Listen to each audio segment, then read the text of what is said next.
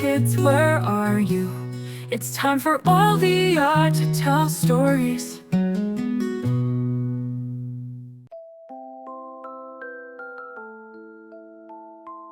The world was a frozen expanse, a vast, icy wilderness that stretched as far as the eye could see. The air was crisp and biting, filled with the sharp scent of snow and the distant roar of cracking ice. Towering glaciers loomed like ancient sentinels, their jagged peaks piercing the sky. The landscape was both beautiful and treacherous, a place where life clung to existence by the thinnest of threads. And in the heart of this frozen realm, Aidan, the glacier explorer, moved with purpose and determination. Aidan was a man of the ice, born and raised in the shadow of the glaciers. His father had been a renowned explorer and his mother a skilled mountaineer. From a young age, Aidan had been taught to respect the power of the ice, to understand its dangers, and to navigate its challenges. He had grown into a strong, resilient man, with a deep love for the frozen world, and an unshakable sense of duty to those who ventured into its depths. His journey had begun several days ago, when he received a distress signal from a group of fellow explorers. The signal had been weak, barely audible over the static, but Aidan had recognized the voice of his closest friend, Elias. The message was fragmented, but the urgency was clear. They were in trouble, and they needed help. Without hesitation, Aidan had gathered his gear and set out into the icy wilderness. He knew the risks.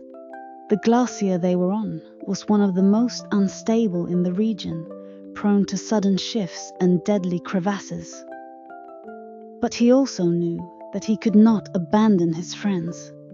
He had made a promise to Elias long ago, a promise to always have his back, no matter the danger.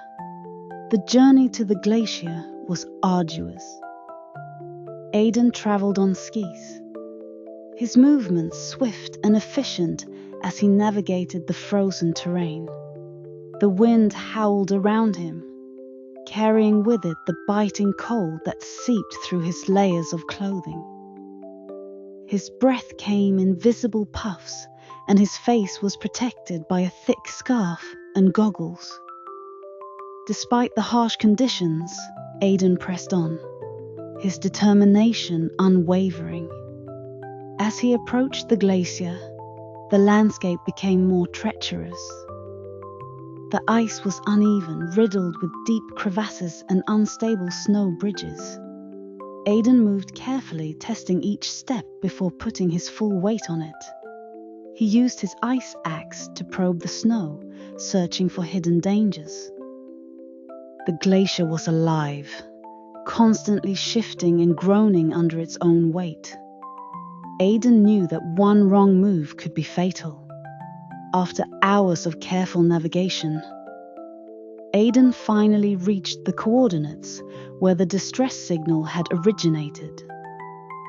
He scanned the area, his heart sinking as he realized the extent of the danger.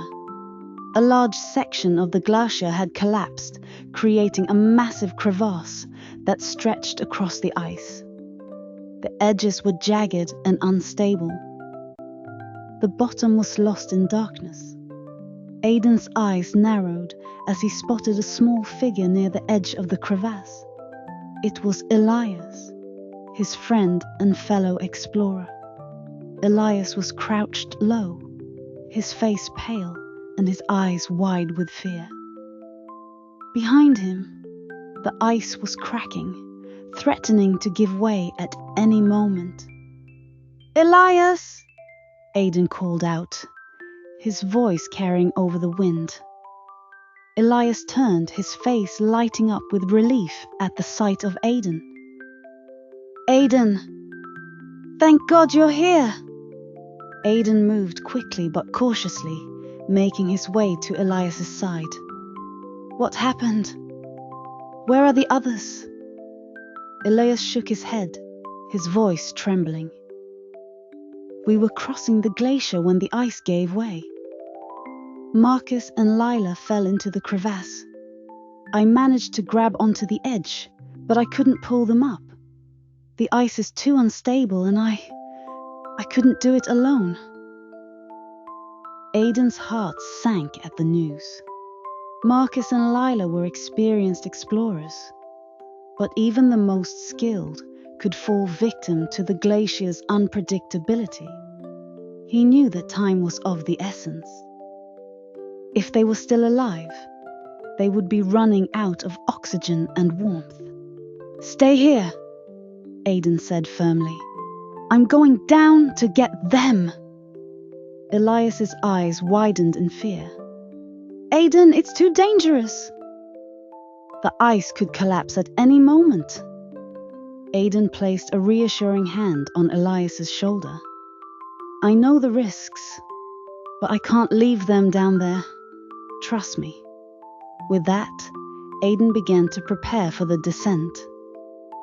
He secured a rope to a sturdy ice anchor, testing its strength before attaching it to his harness. He double-checked his gear, ensuring that everything was in place. Then, with a deep breath, he stepped to the edge of the crevasse. He began to lower himself down. The descent was slow and nerve-wracking. The walls of the crevasse were sheer and slick, offering little purchase for his crampons. The darkness below was oppressive. The cold seemed to seep into his very bones. Aidan focused on his breathing, keeping his movements steady and controlled. He knew that panic would only increase the danger. As he descended deeper, the crevasse widened. It revealed a labyrinth of ice and snow.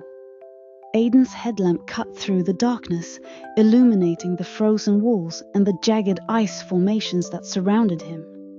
He called out for Marcus and Lila, his voice echoing in the vast emptiness. After what felt like an eternity, Aidan heard a faint response. It was Marcus, his voice weak but unmistakable. Aidan followed the sound, his heart pounding with hope. He finally reached a small ledge where Marcus and Lila were huddled together. Their faces were pale and their bodies shivering. Aidan, Marcus whispered, his voice barely audible. I knew you'd come. Aidan quickly assessed their condition. Both Marcus and Lila were suffering from hypothermia. Marcus had a deep gash on his leg from the fall. Aidan knew that they needed to get out of the crevasse as soon as possible. I'm going to get you out of here, Aidan said firmly. But I need you to trust me and do exactly as I say. Marcus and Lila nodded weakly, their eyes filled with gratitude. Aidan worked quickly, securing them to the rope and preparing them for the ascent. He knew that it would be a difficult and dangerous climb, but he had no other choice.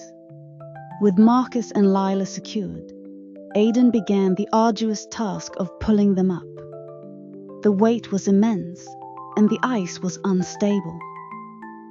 Aidan's strength and determination never wavered. He moved slowly and methodically, ensuring that each movement was precise and controlled. As they neared the top, the ice began to crack and shift. It threatened to collapse at any moment. Aidan's heart raced, but he kept his focus, pulling with all his strength. Finally, with one last heave, they reached the surface. Elias was waiting for them, his face filled with relief. He helped Aidan pull Marcus and Lila to safety, wrapping them in warm blankets and giving them hot drinks from his thermos. The danger was far from over, but they were out of the crevasse and that was a start. Aidan collapsed onto the ice, his body exhausted, but his spirit unbroken. He looked at his friends, their faces filled with gratitude, and he knew that he had done the right thing.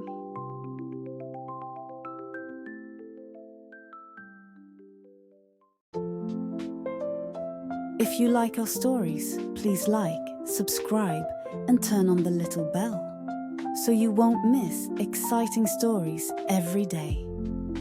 You are also welcome to share it with family and friends to listen to the story together. Love you.